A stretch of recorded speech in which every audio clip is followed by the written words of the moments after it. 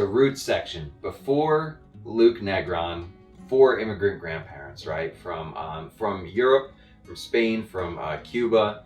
So my grandmother and grandfather on my mother's side are both Estonian immigrants who came here during the World War II era.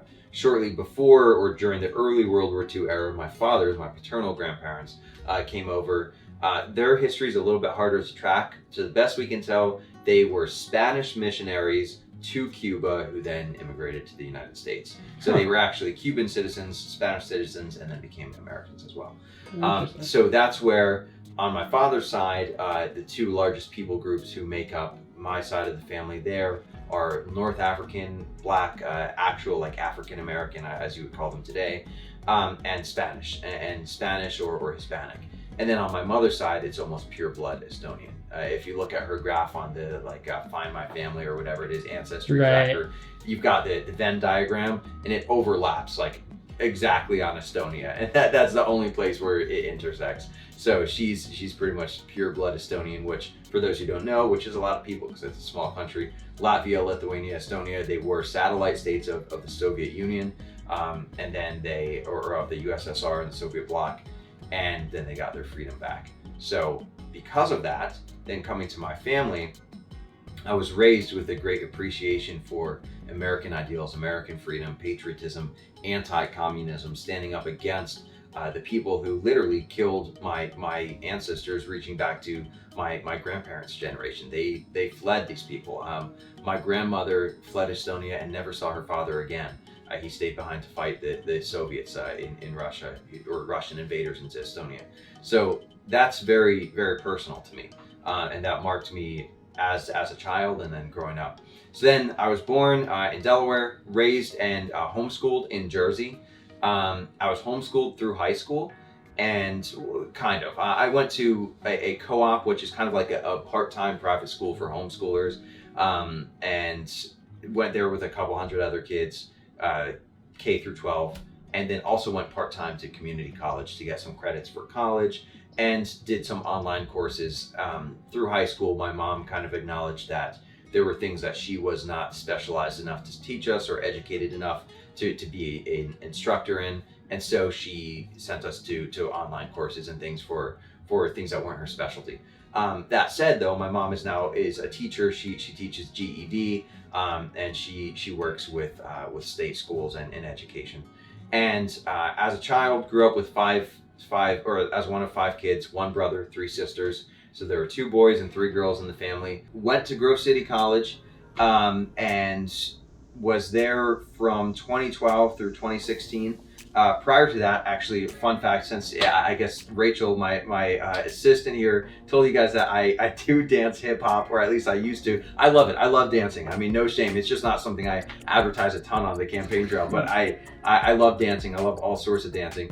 Another fun fact, I wrote a book when I started writing when I was 16, published it, a young adult adventure series, a fantasy kind of like Aragon, Lord of the Rings. And that is something that I have a lot of passion for writing. I'm actually working on a political book as well right now that I have an agent for. We're shopping it for a publisher. So I love writing. I love public presentation, all the communications arts.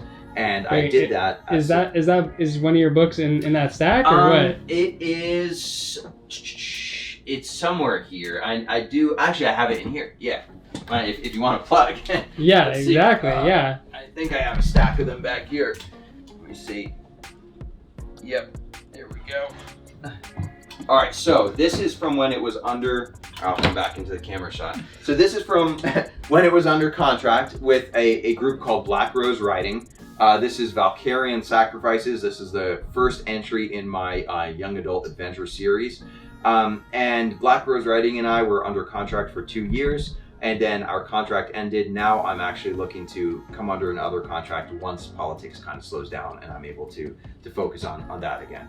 So that's cool. That's a passion of mine. I've always loved impacting people and influencing people, whether it's through pop culture or through politics. I think they work together, and they both work to a common end, which is influencing hearts and minds for the future. I mean, there's that quote, I forget who said it, but let me write the songs of a nation. I don't care who writes the laws.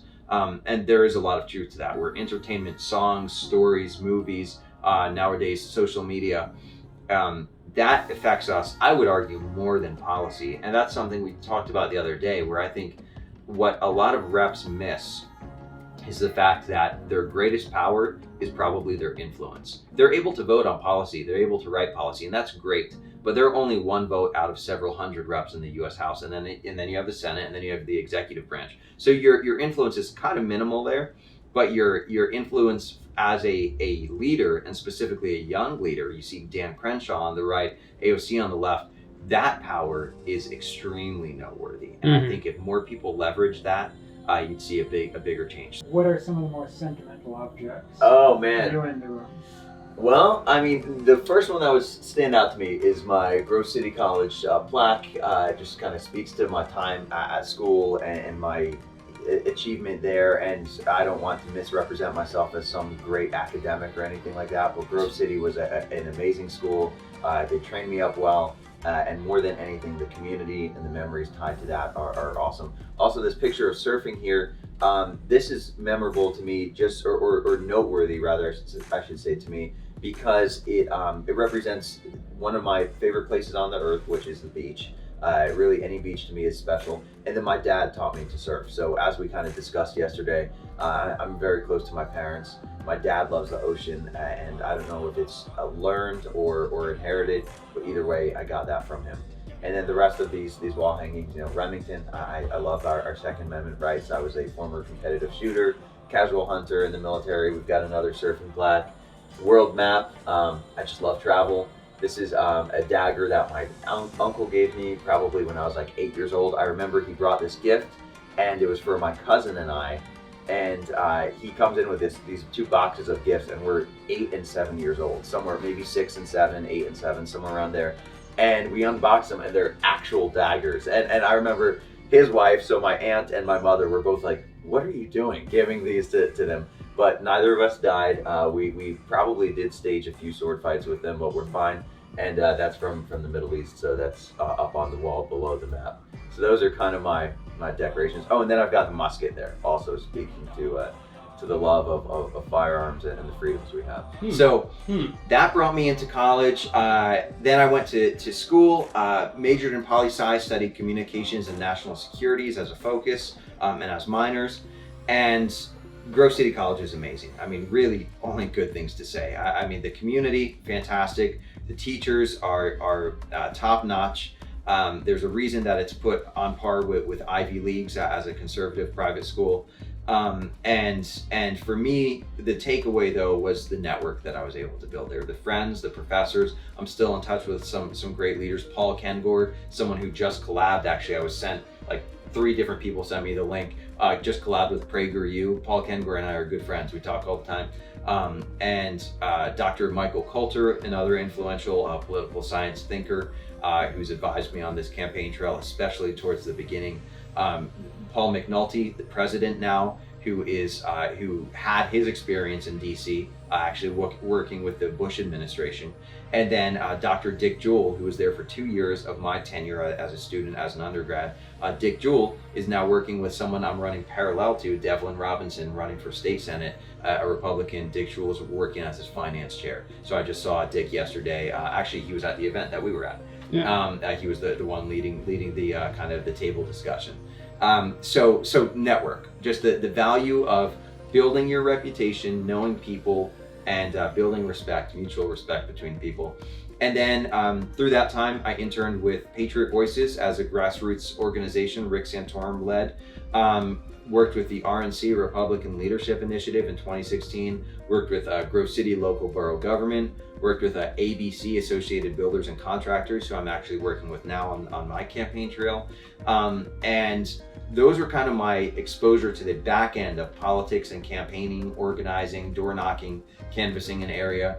And then I graduated, lived in Perry South here in Pittsburgh, worked with the Pittsburgh Project, and then joined the Air Force.